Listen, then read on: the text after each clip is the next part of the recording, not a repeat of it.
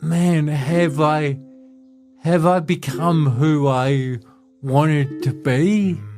And that's quite a weird place to be in. Absolutely. Because it can take you down to a pretty dark place where you don't want to be in either. Some people come up and say, oh, if you didn't have a cerebral palsy, who would you be? What would you be doing? I'm like, well, I don't know, and I don't really care because I'm Cam.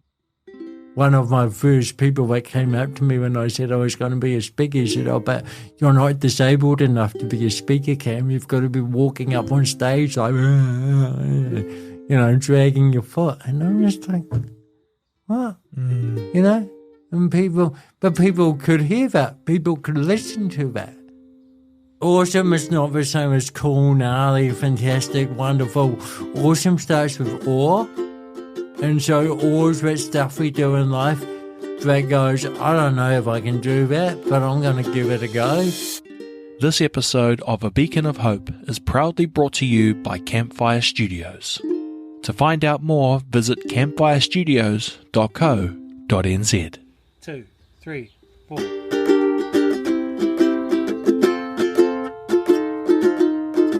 A Beacon of Hope is a weekly podcast that shines a light on the human spirit and explores the power of hope in our lives.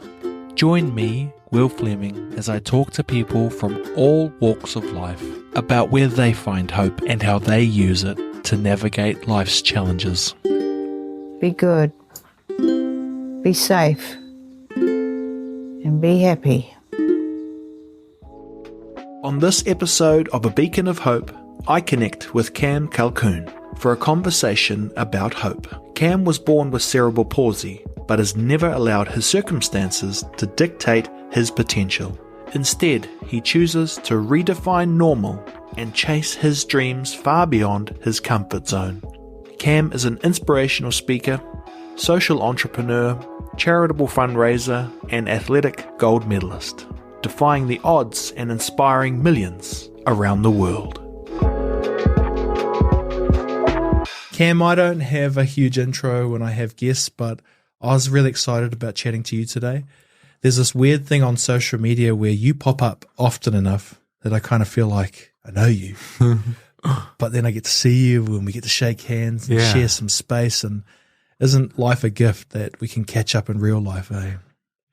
I feel like we've been waiting for this moment for a while. What have we been waiting for? Waiting for life to get tough enough to unite. To go, this is the moment. This is when yin and yang come together, right? I mean, things always happen for a reason, and I'm a firm believer. Do you really believe that, though? That things happen for a reason? Because there's lots of reason in life, especially in our modern world, to believe that there's no meaning to the struggle that we all live. But I get a sense you believe, man, it's like you make what you've given. You make what you're given, and you've got to face these challenges in order to get growth. And on the way here, I was thinking about that, for those who are listening. We're going now, eh? We're we're on. We just rock into it. Shall we do it? For those who don't know me, and there's heaps that don't know me, it's my speech impediment of having cerebral palsy. But I've gone on to be a speaker, and so we've gone from it being a hobby to something that gave me a few $100s a year to something that grew and grew and grew. And it's just, you look back on that and go, if the challenges hadn't been there, I wouldn't be doing what I'm doing now, because you've got to have a dream and associate and connect that dream with the challenge somehow to get clarity, purpose, passion. Yeah. Connection. How close is the dream? This is what I think about too, the nightmare, which is always just on the other side. Real close. Real close, eh? Absolutely. In fact, I think you get to these points where you're like, man, have I become who I wanted to be? And that's quite a weird place to be in. Absolutely. Because it can take you down to a pretty dark place where you don't want to be in either. Well, especially I think when I see a lot of your posts, you've got the awesome sign. Yeah. And my question is if you don't feel awesome that day, but you've got to be awesome, you got to dig deep sometimes for that. And maybe that comes at a cost, Yeah, I don't know if it comes as a cost or an opportunity, right? Boom. Because you, when I create content for people, it's looking beyond the script or the brief that I've been given, and going, everyone I speak to is a person first. And so every experience that I have is a parallel experience to the person, cerebral palsy, speaker. You put all that aside, and that's where the parallels lie. And so it's about going, okay, so how do I interpret this situation right now in life for something that's going to be of benefit to my audience, to Will, to who I'm speaking to today? I think the same thing, but I sometimes think we're here to talk, but we're actually here to be with each other. You know, I heard a story today about someone talking about their mental health struggle was around their loneliness. Life's lonely if you don't have other people around, and we're doing so much online, and I think we assume, Cam, that is connection, but it's a different connection, eh? Like, I'm so stoked to meet you today, you know, and to do whatever we do in the real world physically, you know. It's something that, I mean, somewhat I think that's where hope is found, optimism is found, and you get to stand on stage and not just talk but connect, and you must feel that, right? Oh, you do. It gives you goosebumps. Are you nervous though before you go on? Yeah, every single time. Every single time, which is what keeps you on your toes. And what kind of feelings are you having? Because most people equate anxiety and nerves as a bad thing, but they must be telling you, get in there, Cam. Come on, we're ready to rock. Yeah. So when I started, it was seen as a bad thing, you know. I was like, oh man, how do I overcome this fear and the butterflies and the sweats and sometimes the shirts, you know, but until just before. And then I met with a really well-known musician, and he said that he used to always be scared. And I'm like, come on, you're like the man. Everyone loves your music. And it sort of normalized it for me, that this feeling that we don't like of being uncomfortable is something that we've kind of just got to get comfortable with in order to perform. Yeah. And it wasn't until a few years later I went into a speech where I thought I was really comfortable, and I walked away from that, and I was like, why am I not feeling the sense of satisfaction that I normally get? And I realized that I was kind of too relaxed, and so I wasn't kept on my toes. Right. And I wasn't alert.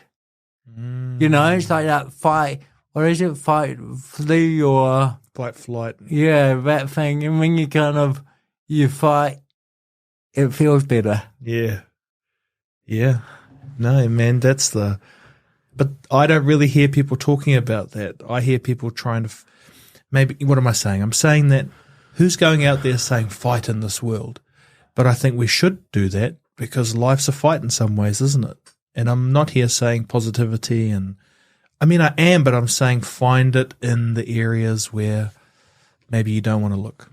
And find a positive result for that fight, you know, so the challenge of whether it's waking up super early in order to get something done, or going through a challenging time, whether it be a breakup or a separation or business not doing so well, what is our focus on from that moment? Yeah. Couple questions I've been thinking about asking you. Is there a team that roll with you? Are you a one-man band? Yeah. How does this work? Are you your salesperson, marketing? Have you got this team around you? Because I imagine you do. Looks like it by the amount of stuff you do. What's the realities of looking through your lens? It looks like it, and it's fair a little bit, but maybe not to the extent that a lot of people would assume or imagine. Yes. So when I got into my speaking, I went out to the bureaus here in New Zealand, and there was one called Celebrity Speakers. Yeah. And they challenged me to be a part of their team, which is good, because it should never be easy to become part of a team. True. And I looked at everyone who was in that team, and I realized they'd all reached the pinnacle of sport, business, entrepreneurship, politics. Like, they had a reason to be there. And so I thought, where can I reach my pinnacle as a speaker? And I went off to New York City. and I spoke then. I knew who I was, but the New Zealand network is incredible, and a guy from Taranaki became the vice president of NBC Universal, and I ended up speaking there. And then I went on to MTV and Nickelodeon and car companies, and I came back to New Zealand and became part of that team with celebrity speakers, which was awesome. And we went from doing one speech a year to one speech a week, and part of it is that I would always give to them in order for it to be, you've got to push the pump, right? So if I've done a really good, successful real estate talk, that's who I let know about it, because chances are I've got another real estate company coming to them, but it was a long-term vision of building up that relationship as a speaker, because it was getting to a point where I knew I would need a manager, and I couldn't find a manager that lit me up. So I thought you may as well go to the best in the speaking world who are already getting people contacting them, wanting speakers, saying, I want to be the best that I can be and one of the best that you can offer. Awesome. And how long have you been in the speaking circuit? Because I guess I want to know, what were you doing before that? So before the speaking, I was an athlete with the goal and ambition of getting to the Paralympics. And I got to a world championship level, and people would be like, oh, man, can you come and speak about this? And I'd be like, no way, man. Like, have you heard my voice? Come on. People say they're scared of speaking when they are dying. And, like, I've got a valid reason for that. And then they'd be like, yeah, but you've done cool stuff. And I thought, if I put the same energy into my speaking that I put into my training to be an athlete, I would have a lot less to be worried about. And then I became an ambassador for an organisation, a disability centre, which needed to raise a lot of money and not a lot of time. So $4 million as soon as we could to build a building. And we realised that people pay to get inspired. You know, all those big speakers all around the world getting paid heaps. And we thought if we could give away that inspiration, maybe they'd return the favour in the way of donations. And so we'd have nights where we'd raise 80, 120K in a night, and within a few years had the $4 million to build a building. And then from that network, people would be like, can you come and speak? And that's how it grew. And you're happy that, I guess what I'm saying is it making you happy doing that? And are you going to just continue to do that? You know, because there's surely there's no stopping the need for people to get together, to feel connected. And I think it's even getting worse in these days, which is why I love the podcast. Like, what other ways can we get together if you don't know someone? It's random to say, I just want to have a coffee. But if you say, let's do a podcast, it's I know, crazy, right? But imagine if we could all take something from that, because that's what I say to my audiences. Like, 45, 60 minutes ago, you had no idea who I was. I had no idea who you were. And now we've laughed, we've cried, we've shared an experience. You're wanting to follow me on Instagram. I'm wanting to follow you. Just because we've sat down and listened, and we need to find ways as a community, as a society, to do more of this and less of that, which isn't what I don't consider that real connections with people. True, eh? When we were going through COVID, you know, and my speaking got taken away from me and it went virtual, it really was a cool wake-up call. Is that I don't do this because it's got a business side of it. I do it because of the energy and the people that I get to connect with. And so I was starting to have imaginations of like an underground speakeasy, kind of just, you know, something where people could come in. I was going to open a bookshop, a cafe, whatever, just to just bring people together. And if that became illegal, even better, right? Like you want to foster connection. Did you always have the awesome mindset right from when you were little? I think so. Yeah. Because people are asking me about it all the time, you know, and people love to make assumptions of, or you grew up in a great environment and you went to a great school and you had good people in your lives and mentors and you met Will, and it's true. But you've then you see people that do all the same stuff, have the same upbringings, have the same families and go completely different ways.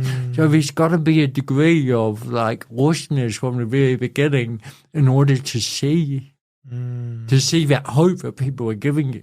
Yeah, man. To have the dream, because if you haven't got the dream and you've got heaps of advice coming to you, well, what do you do with that advice? When I was a teenager and I was going through a really bad stage, and I loved the TV show Havoc with Jeremy Wells and Mikey Havoc, and Mum read a letter to Jeremy Wells. I had no idea what that letter said, but Jeremy responded with a letter that day, and those words changed the direction of my life. But because I was able to provide the hope that he gave me with my dream.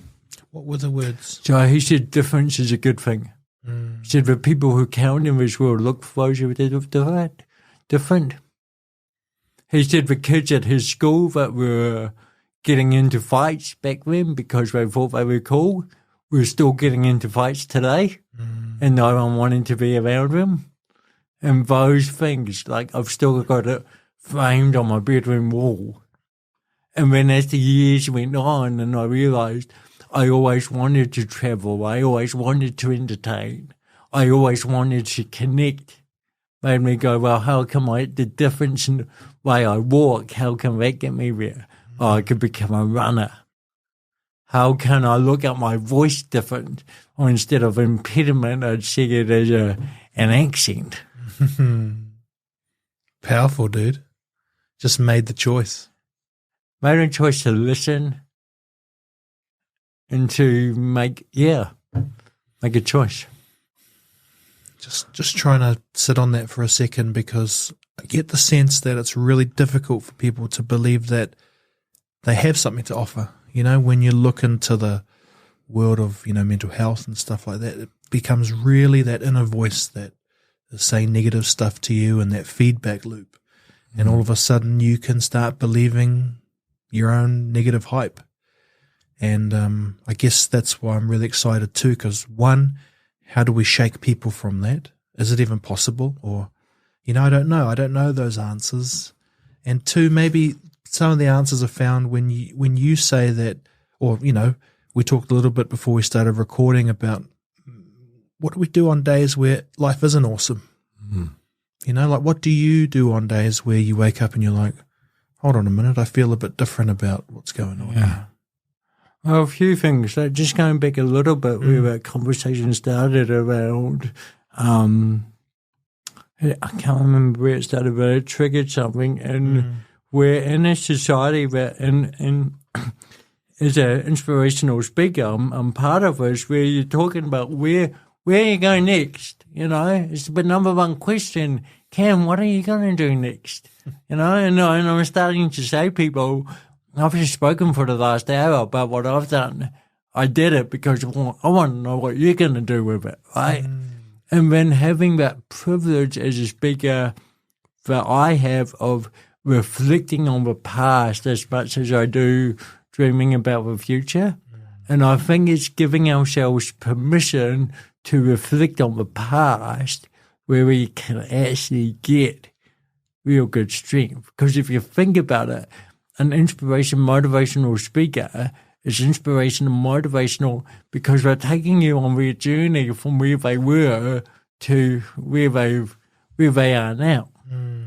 Right? So the difference between the person up on stage and the person in the audience is they've stopped to think about it and to reconnect all the dots. Imagine if you all gave yourself time to do that. I'd be really curious to know if those people who keep journals versus those who don't. And I don't know what my answer is, but I'd be curious to know what the difference is with mental health there. Yeah. Well, it's interesting. You talk about journals where we're doing a podcast on suicide prevention. And one of the things that comes through is journaling. You know, if you can't get it out in the spoken word, get it out in any way. You just got to get it out. Yeah. And it's hard for people to believe, I think, that even for me to think that's a real thing, that you've got to get it out. But it makes sense, right? If it doesn't go out, where does it sit? Inside. Yeah. And if it sits inside, it festers. It festers, and you don't get that opportunity to look at it from a different perspective. Like, the more you think about those things and go, okay, so how do I want this challenge to shape me? What way do I want it to go? And I remember, I don't know if someone told me these words or if I made them up, but I was going through a time where it was challenging, and the words that came to me were, how do my actions and reactions to now impact on the dream? So and there were those times where, as a teenager, where I did think about giving up. Did you? And so how do the actions and reactions impact on the dream? My dream to travel, my dream to entertain, my dream to connect. Well, although I didn't know what those were looking like at the time, I would have never realised what they would have become. There's been times when I've taken anger out on those people that I love the most. And when you stop and go, well, how do my actions impact the dream? Well, losing someone would be a big thing you don't want. Absolutely.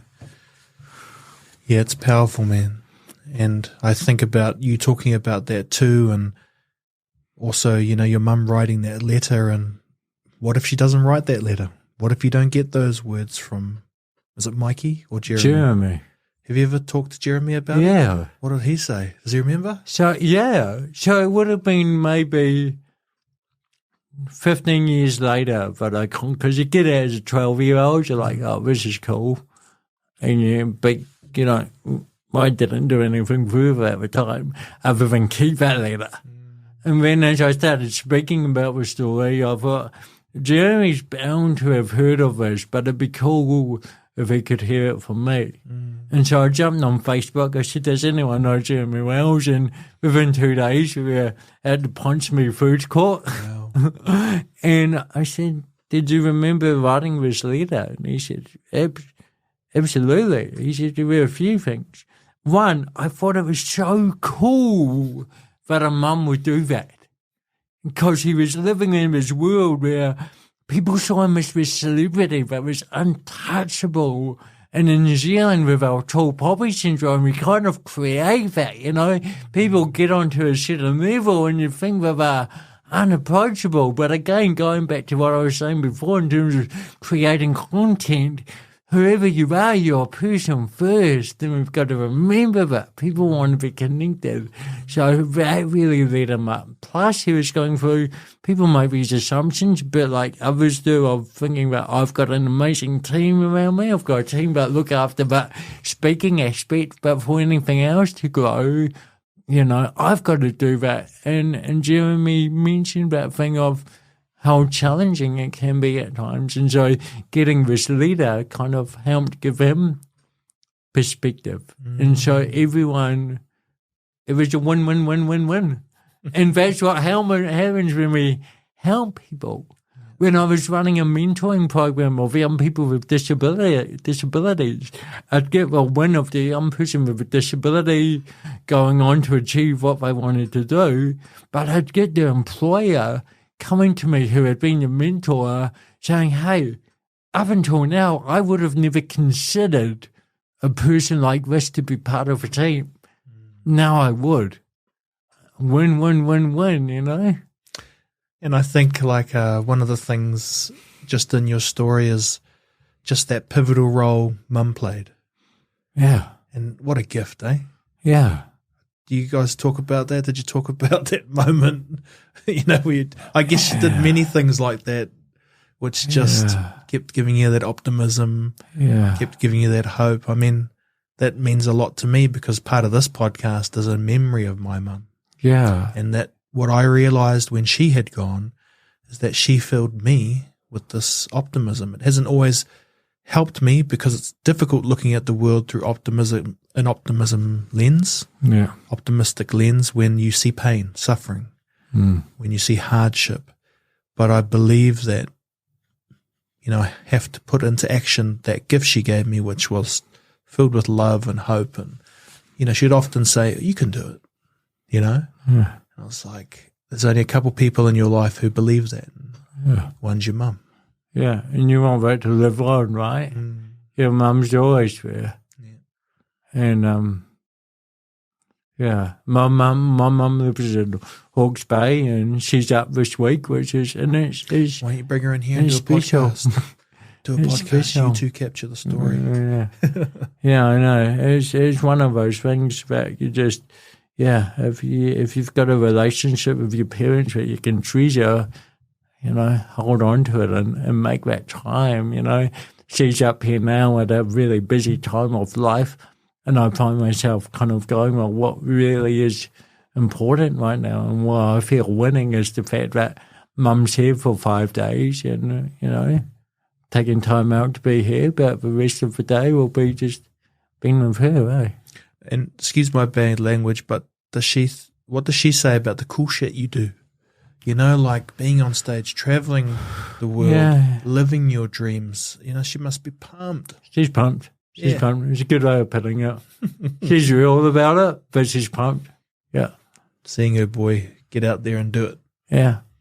And we all can, right? And it's asking ourselves what we want to be, not letting those perceived realities get in the way.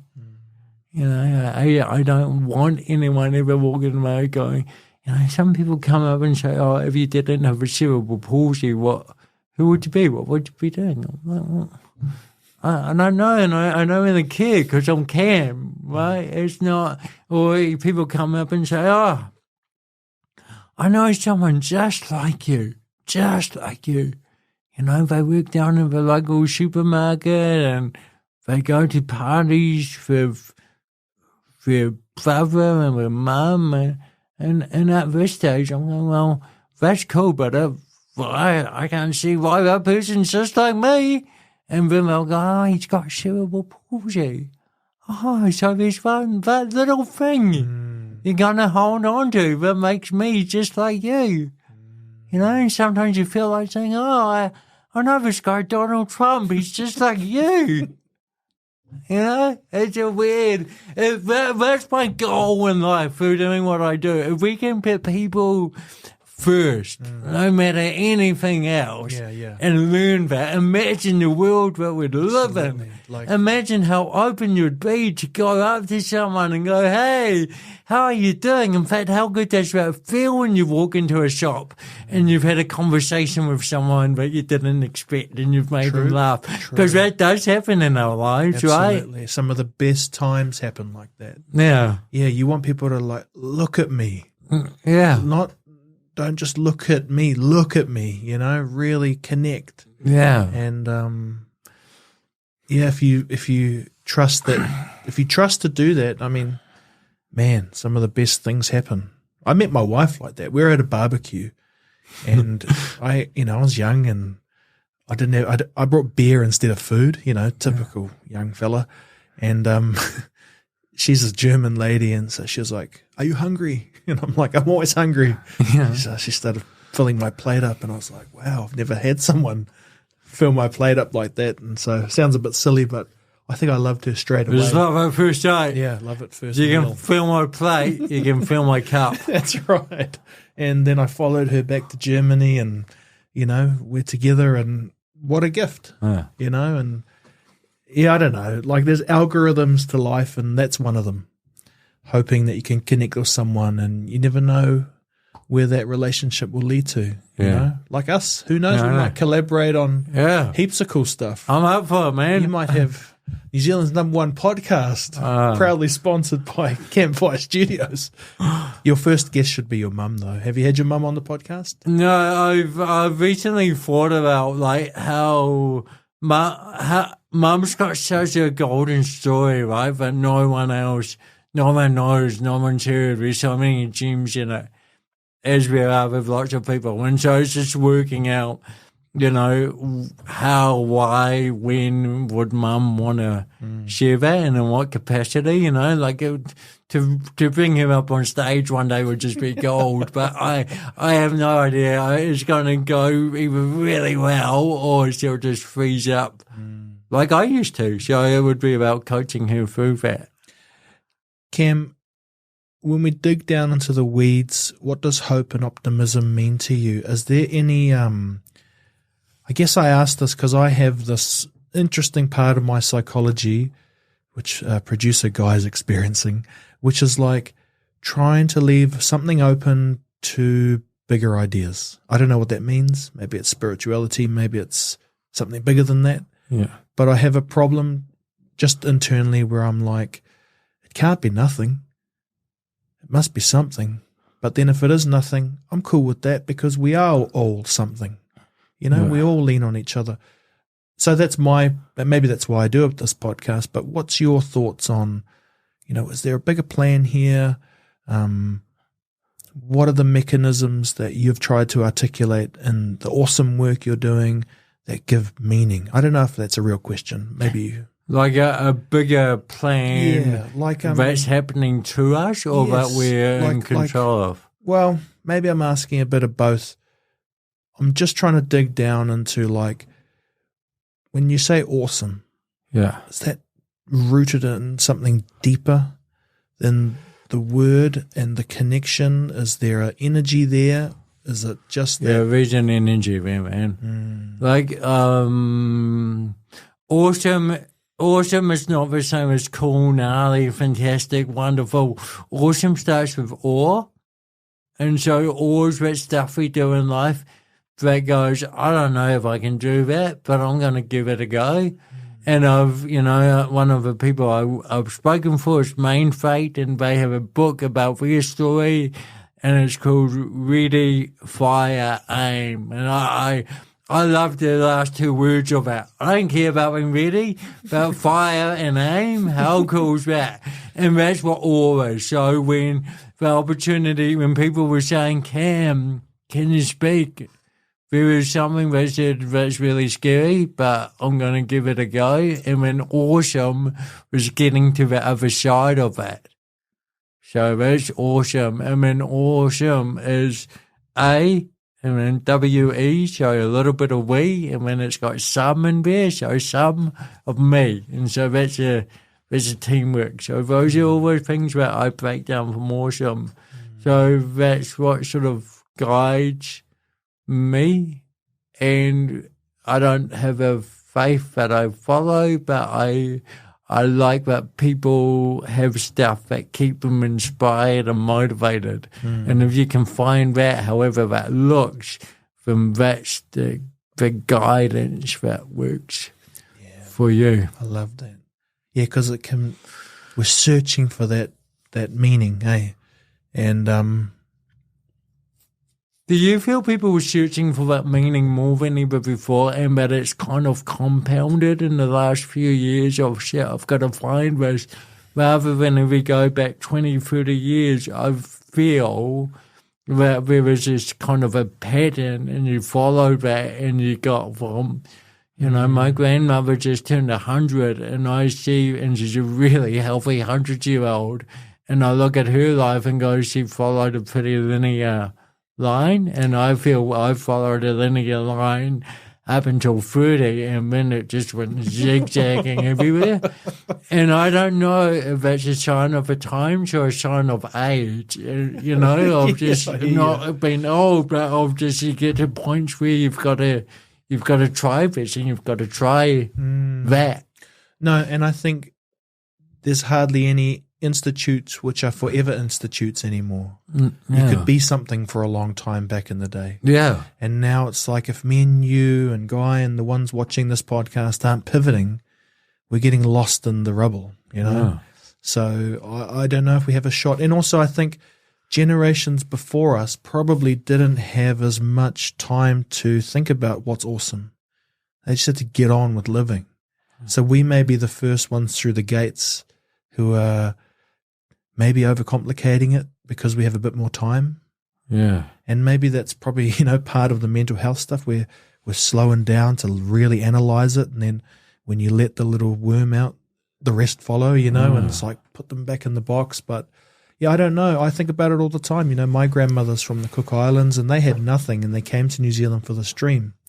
And I don't think the dream lived up to its reality, but the dream was regular food, a shelter that wasn't, that was like my mum was saying when they first moved into their house, it had 5 bedrooms. She thought nothing can be better than this, because they came from their kind of little, village houses and stuff. And they would want more for us. They want us to go out and be awesome, to try things, to not be like, to not have no options. So I think that's tough. It's its own unique challenge for us. Yeah. We have options.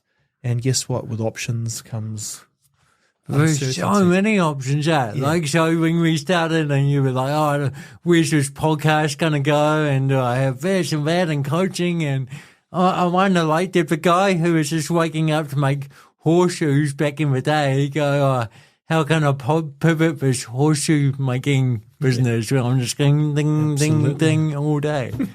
And he would have done. Or she would have done. Because we wouldn't be where we are today. But it's just the speed in which things are happening, or the wake-up calls that we're getting because, And that, there could be one change in some algorithm and no one ever sees our stuff anymore.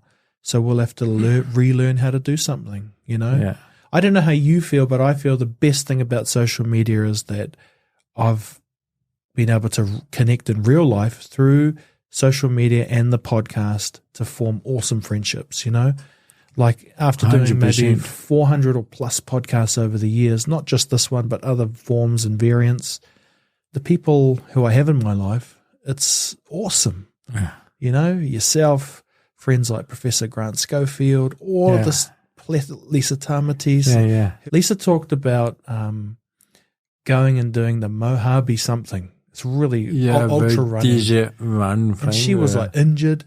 She was, had diarrhea.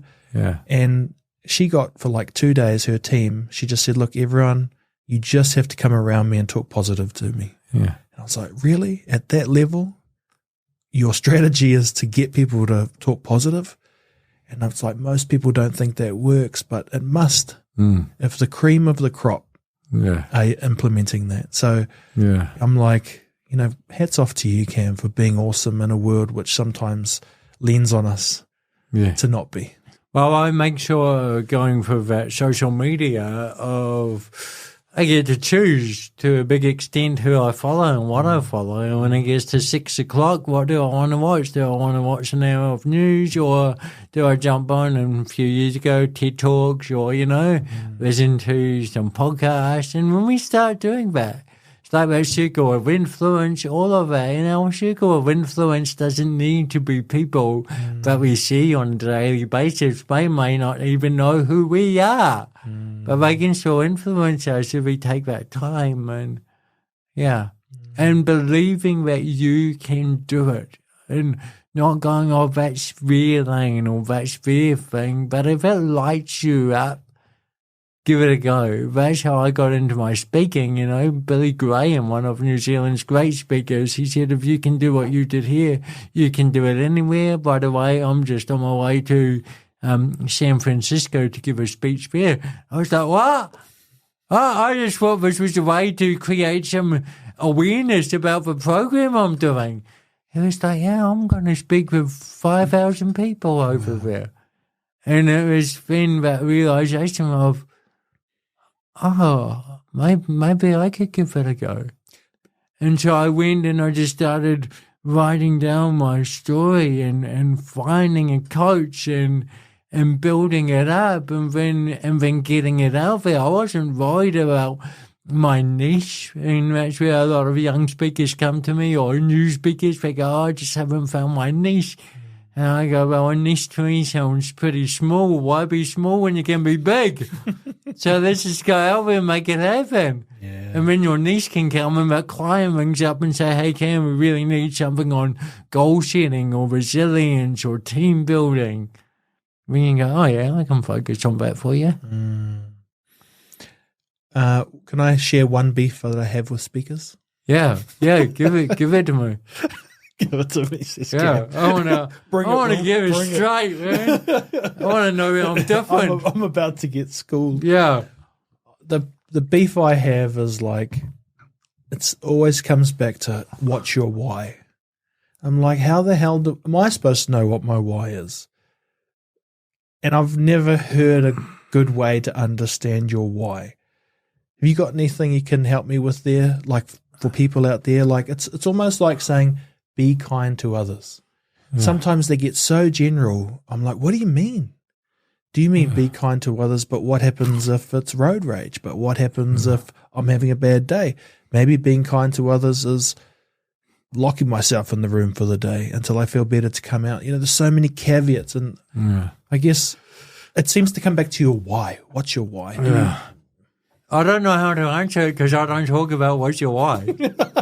There's heaps of other speakers that do that. Simon Sinek. Simon Sinek. Yeah. Yeah. It's all about your why.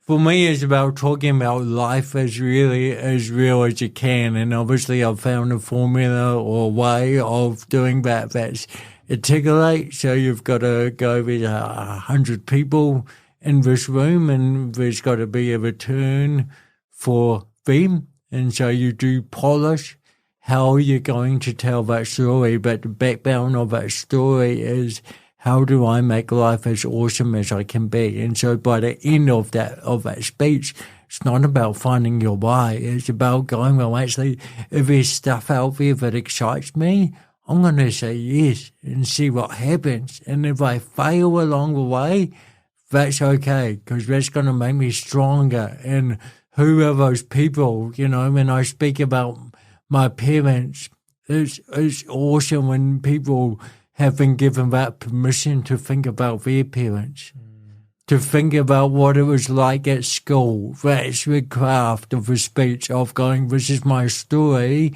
and you're going to laugh at it and connect at it and feel inspired by it. But why are we here today? You know, and it's not about finding that why, but it's about seeing what are the opportunities we've got, what are we scared of, what assumptions have we made that have perhaps limited us. One of my first people that came up to me when I said I was going to be a speaker, he said, but you're not disabled enough to be a speaker, Cam. You've got to be walking up on stage like, you know, dragging your foot. And I'm just like, what? You know? And people could hear that. People could listen to that. Someone else came up to me once and said, Cam, you must get a really hard time when you go to these third world countries, or, you know, when I was at the bottom of Kilimanjaro and people walking around with machine guns and machetes and stuff. I said, no, I never have had a hard time.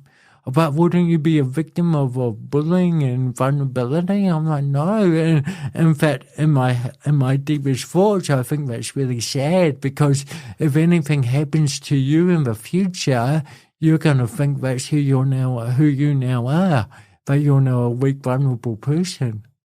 And so my goal from the speech isn't that you're focused on that. It's going, man, what was the choices he made? What are the choices that I'm making? Who am I deciding to be? What is that dream, and am I living that dream? People go, oh, dreams, but dreams create your goals and your purpose and your focus. And we don't need to overcomplicate life too much. That's awesome. I feel much more clear about my why.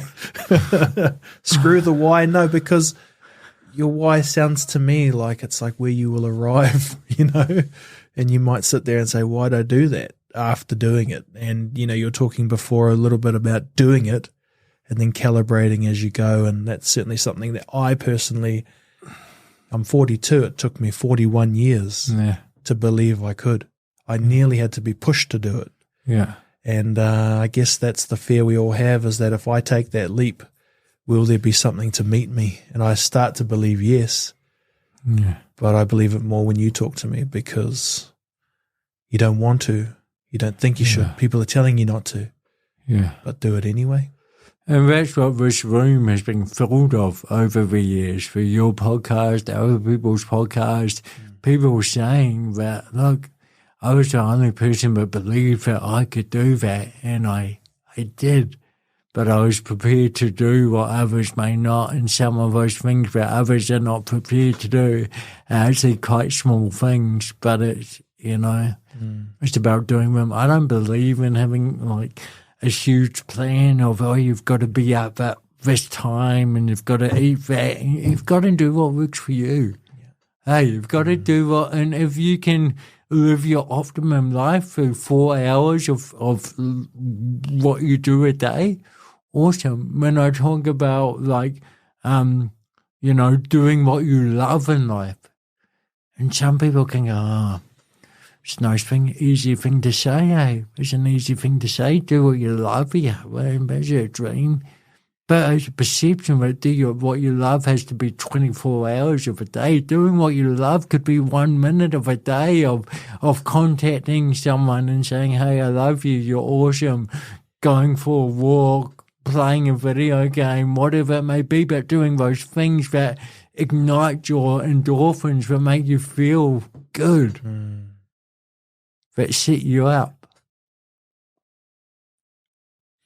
And that's doing what you love. Yeah, I think that's where hope is found too. Yeah. Yeah. Hope, you can't underestimate hope. And that's why I was so excited about being on the podcast. Because I see that big alignment between, a hope and a dream. Yeah, and that's what they talk about when people give up hope. That's when that darkness creeps in, and I want to be a champion of the hope, whatever that means. And it's not always easy in our modern world to talk about things that don't have such structures, I think when you look at some of the stories of history, hope is the one thing that kept people going. Maybe our ancestors, Maybe the hopes of our mothers, for example, that their kids will find a place for themselves in the world. Very tricky. Well, hope's what enabled me to change my behaviours from being quite destructive as a teenager, and going, actually, I've got to believe in that hope, of that life will be that life that I want it to be. So you're kind of admitting that you're a little shit sometimes? Yeah. But, we all were, right? And aggressive, about it, and like not doing stuff that could have ended my life and hurt people, because you do sometimes go, well, that must be, we get in some pretty dark places at times. Absolutely. And I think going in a dark place now is still, it's a part of life, and it's going, okay, this is where I am today, and again, this is where I go, and I look back and I go, well, what are the things that are going to fill me with positivity? What are stories I've got to remember? What are things that I've done in my life that have proven to myself that I've got through challenging times? And then what do I want that dream to be? How do I find that answer? And I learned that from my mum and dad. When I was going to school in Napier, there was a point where there was no sort of school that looked like it would inspire me as an intermediate or college student. Mum and dad moved from Napier to Auckland, so they sold a house, and they bought a house that was a third of the size for 5 times the price. Just down the road, actually, on Burnley Terrace, and it was awesome that they did that, because I went to a school called Ponsonby Intermediate, because we couldn't afford to be in Ponsonby, so we drove the long way from Sandringham to Ponsonby, but it was those things of going, keep looking until you get the answer that you want. Change your environment. My dad's a dog trainer. He was told he could never train a dog because he had dyslexia. And back in the day, if you had dyslexia, you were pretty much a vegetable, right? That's what I told you. That's what I told him. but he went over to Holland. He learned how to train a wolf, and he's been training dogs for the last 39 years. Yeah.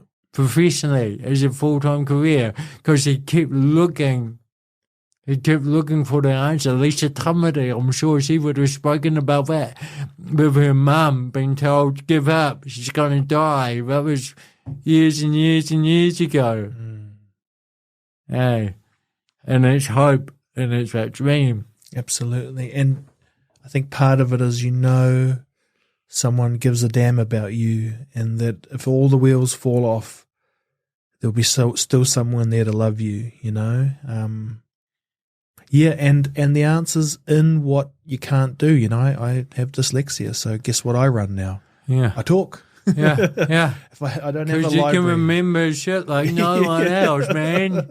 Hey, that's what I was saying with Billy Graham. He was like, I can tell stories real good, because that's what I've highly tuned. Yeah. And when you look at all these really successful people around the world who all have dyslexia, right? But when you have a mum come up to you and go, oh, I'm so worried about my 5-year-old Jimmy with dyslexia, you go, you need to start surrounding 5-year-old Jimmy with people that prove to him that dyslexia is his I don't call it superpower, that you're your superpower, right? Yeah, that's right. He can be what he wants to be. People come up to me, oh, Cam, I've got a kid with cerebral palsy, and I'm like, oh, it affects his left arm. And I'm like, dude, sweet. He's got it good, man. He's got it good. What are you worried about? And they're worried because the doctors or someone has told them that they're going to get a hard time and be bullied. Oh, man. Yeah. Yeah. It's not like that if you don't want it to be, but you've got to step outside your comfort zone, and that's what I did. So when I was at school and I didn't want to be bullied, I'd step outside the comfort zone and I'd be like, hey, Will, what are you up to this weekend? And now I know what Will's up to this weekend, and he'd find out that I'm up to something similar. So that's cool. And now we can connect on stuff. Yeah. That's beautiful. And it works like that all through our life. It does, eh? It does, yeah.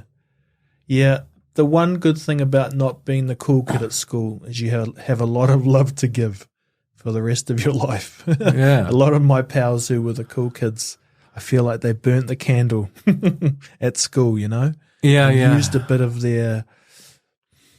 I was amazed, that lady I was talking about, Monica, I was like, wow. She's beautiful. She served me food. She seems interested in me. Yeah. I haven't had that my whole life. Yeah. So I'm still grateful, and that's like 20 years ago. Yeah. It's like I say to her, I've got a lot of love to give, darling. Yeah. You're the person who's going to get it. So there's that's right. There's something waiting for all of us, eh? Yeah. But you've got to challenge yourself to get that. And so if there's that cool kid listening to this and going, oh, life's pretty easy right now, what are you going to do to challenge yourself so that you are still that cool kid 10, 20, 30 years from now? That's right. Yeah. Are we the cool kids now? I think so. Oh, man, as soon as you said, can you be on your podcast, I was like, yeah. I mean, I felt so stoked. I don't know what we've spoken about for the last hour. I hope I haven't scared off all your listeners, but man, this was some waffle. I hope that what I think has happened is you've talked about things that you haven't talked about on stage and on podcasts, and that was my hope, is that we could connect on a slightly different level, which... I'll have to watch all your stuff. I'm like, hey, he talked about that before here and there. No, and that for me, that's my goal, because you get to a point where you're speaking so much, and you're like, my biggest fear is that life condenses into a 60-minute speech, and that's all you are, and that people want to hear that, and that's something that I've got to nut out of how, Big Dave, who I meet up with, and he said, like, you've just got to get comfortable with just show up. Just show up and feel the room, what you said at the beginning. And so to having given that permission when I came in here was really cool, with the hope that that thing give some new nuggets to someone else, and you start to go, okay, life is way bigger than just awesome. We now know what awesome's about, and and that it doesn't have to always be awesome. no. That awesome is in Well, awesome is awe and some and me and we, right? And it's about awe, but it's really like awe can make your tummy turn at times. yeah.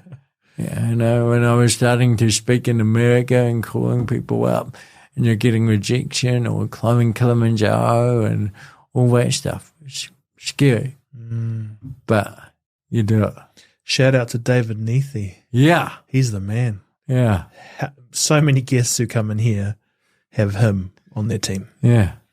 And Incredible. yeah, Way. Big Dave. You can Google Big Dave. How did you meet him? I enlisted his professional services when COVID hit because I'm like, I better strengthen up the mind. Yeah, I feel like we're in for a bombardment of different things, just mental pressures. And it's hard because I can't say he directly influenced me, but he was like, dude, some of his training is a bit in hypnosis, a little bit in affirmation. Yeah. He said, stop speaking so negatively of yourself. yeah, And in the end, I think he kind of guided me to believe that I'd be enough. I think I had this thing where I am happy to start. I'm quite entrepreneurial, but I then quickly want to give it to somebody. yeah, Because I'm a bit worried that I can't see it through. yeah. And, that's something that I've changed. By building a team around you, or just seeing it, but knowing you can see it through? Just knowing I can see it through, but also by having a good partnerships and teams. Like Guy producing there, he's got a different skill set to me. He says that he's the technical person, I'm the people person. And so there's this nice yin and yang. Yeah. We'll see if we can survive small business for another few years, Guy. But, man.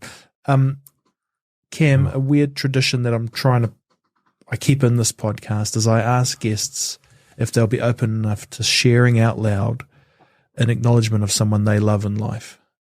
And I do this because I recorded a lot with my mum before she passed, but one thing I wish I had got her to say is, I love you out loud. She said it to me all the time in life, but I don't have it recorded.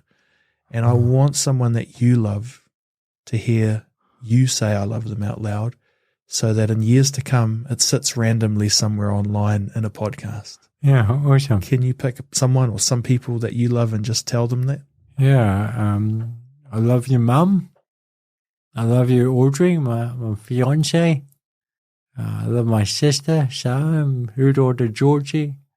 I love my family, so thank you for being my family, and thank you for being my friends. My friends I love, because there's always time for you to feel pretty alone and scared, and you remind yourself of who's in your life, and that's for me what love is. Yeah.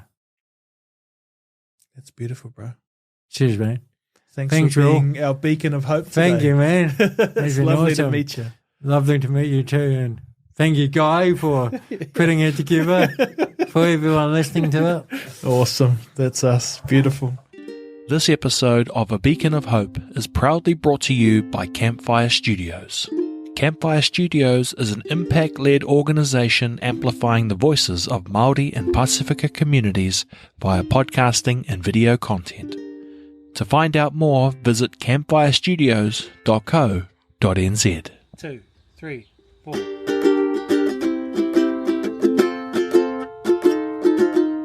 Thank you for tuning in to this frequency of hope in our podcast today.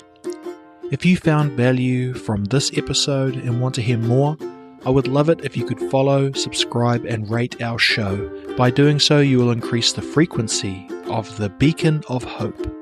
So if you're listening on Apple Podcasts, Spotify, or any other platform, please take a moment to hit the follow or subscribe button and leave a rating and review. I truly appreciate your support and feedback, and it helps us make our podcast even better. Thank you. be good, be safe, and be happy. Yeah. Sounds like that song, doesn't it? Be happy. All right, Mama, we stop there, eh? Yeah, okay. All right.